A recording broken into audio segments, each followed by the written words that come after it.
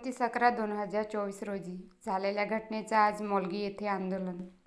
आमदार आमशा पाडवी आणि त्यांचा मुलगा शंकर पाडवी त्यांच्याबरोबर गोलू चंदेल, जेका पाडवी यांच्याकडून झालेल्या मारहाणीनंतर आज निषेधार्थ मोलगी येथे रॅली काढून विरोध दर्शवण्यात आला. या घटनांचे आरोपींना तात्काळ अटक व कारवाईची मागणी केली जात आहे.